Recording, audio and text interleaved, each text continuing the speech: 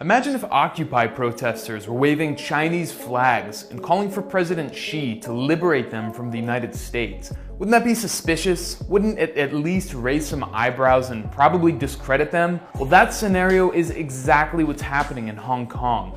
Except these masked protesters are calling on President Trump to liberate them from China. And corporate media talking heads, the very same personalities who fixated on phantoms of Russian meddling in US elections, well, they're hailing these masked protesters as pro-democracy. Pro-democracy protesters spilled into the streets. Pro-democracy protesters braving the rain in Hong Kong. Simply seeking liberty and freedom. This is very much a protest led by the people. This is a protest that is spontaneous. It's almost like this pro-democracy talking point used by every single corporate media outlet is part of a coordinated effort. Pro-democracy. Pro-democracy. Pro-democracy. Pro-democracy. But what corporate media won't tell you is that the US government is deeply involved in the unrest gripping Hong Kong.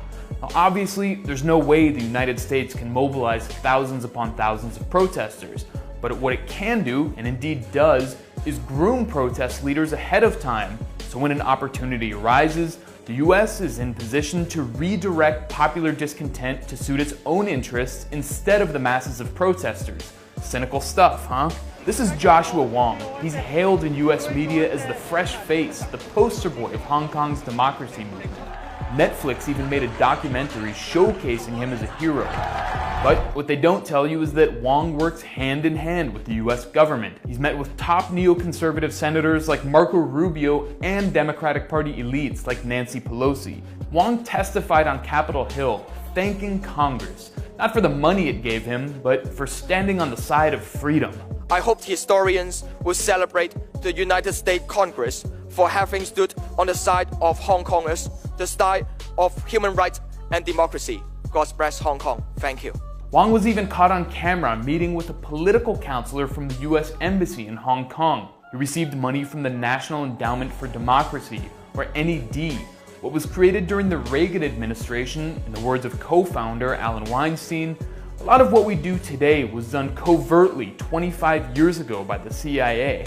And that's just scratching the surface of Wong and his fellow schemers' ties to the US government. This is Jimmy Lai. He's worth hundreds of millions of dollars, and he's often called the Rupert Murdoch of Hong Kong. Lai is a central figure in the protest movement. He uses his tabloid media empire called Apple Daily, the biggest in Hong Kong, to promote the protests. The content is outright racist and xenophobic against mainland Chinese. Ironic considering Lai grew up on the mainland and came to Hong Kong as a kid to make his fortune. This full-page ad called pregnant women from mainland China locusts who are invading Hong Kong to steal resources. It's Hong Kong's version of the American right-wing trope about pregnant women pouring across the border to deliver so-called anchor babies in the US. Anchor babies marching down the street because they want their parents to stay in our country. And like Joshua Wong, Jimmy Lai is tight with Washington. This summer, he came to the US to meet with Mike Pence, Mike Pompeo, and John Bolton, the most hawkish members of the Trump administration. This information isn't talked about in US media, but it shouldn't be a surprise. It's not like the protesters are trying to hide their affinity for the United States. In September, thousands of demonstrators waving American flags marched to the US consulate to make their demands heard. Not to the Hong Kong government, not to Beijing, but to Washington. Those demands happen to be the same ones that Marco Rubio is pushing for. Still not convinced the West is playing a major role in Hong Kong's protest? Watch this BBC report from 2014 on the Oslo Freedom Forum. In the basement of this 4-star hotel, human rights activists come to what feels a bit like a school for revolution. According to this report, plans for the 2014 Hong Kong protests, which today's are essentially a continuation of, were plotted long before they started. This may not evoke the spirit of the barricades, but the teaching here is to be successful, to topple a government for good, you have to be organized and to plan meticulously. And activists here have been involved in helping to organize the current protests in Hong Kong. Their plan to put thousands of people on the streets of the territory was in fact hatched nearly 2 years ago. And look who makes an appearance in the video. I'm Joshua Wong, the convener of Stories. Who else is there? Pussy Riot, the young women who have been embraced by US media for, among other things, screaming profanities in a church to stick it to Putin. And then there's none other than Srđan Popović, the Serbian founder of the regime change mercenary group Canvas. Canvas has taken money from the US government and reportedly from the CIA to train untold thousands upon thousands of young people to topple governments around the world that the United States deems adversarial. One of the better known Canvas trainees is Venezuelan coup frontman Juan Guaido. In other years, figures like Raed Saleh, face of the White Helmets, appeared before him. White Helmets are the propaganda arm of Al-Qaeda in Syria and are funded by the US State Department. The Oslo Freedom Forum is a who's who of regime change operatives, a clown car of charlatans, hucksters, and outright frauds.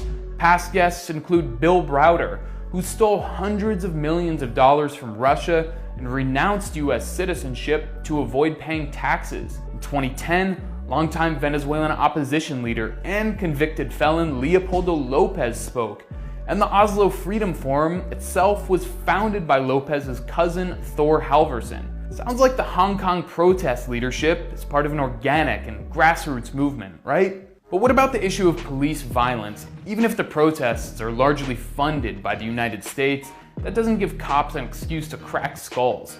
Well, judging by the huge amounts of video, the violence in Hong Kong has been initiated and mostly carried out by protesters.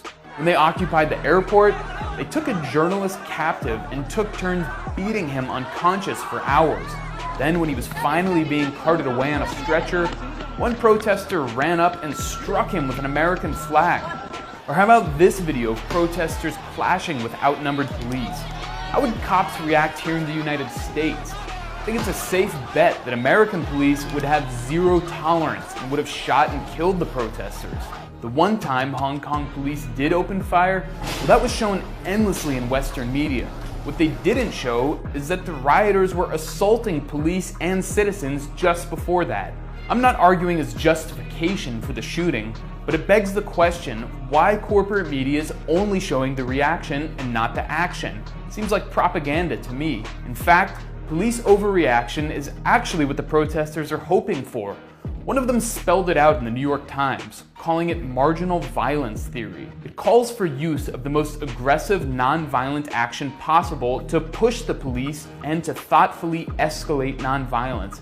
Maybe even resort to violence to push the government to the edge. Watch what Joshua Wong says after he's asked to condemn the violence the protesters have used. I would say that instead of blame or condemn on any behavior of protester, I prefer to find out the solution and through the trial and error process, and to let us to realize that even protester, they will have the incentive or intention to have self-defense or self-protection.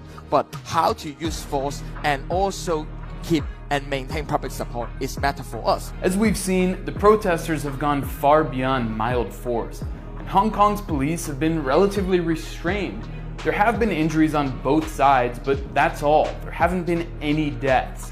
Compare that to, say, the Gaza Strip, where Israeli snipers have shot thousands upon thousands of unarmed protesters and killed 213 Palestinians, including children and medical personnel.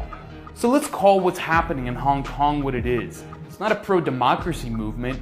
It's a US government trained and funded violent separatist movement run by operatives that exploit the plight of Hong Kong's youth to enrich oligarchs and destabilize China. All in all, either the Hong Kong protest leaders are part of an international group of billionaire-funded regime change operatives led by the United States government as part of a Cold War agenda, or Donald Trump is actually a great liberator of Hong Kong.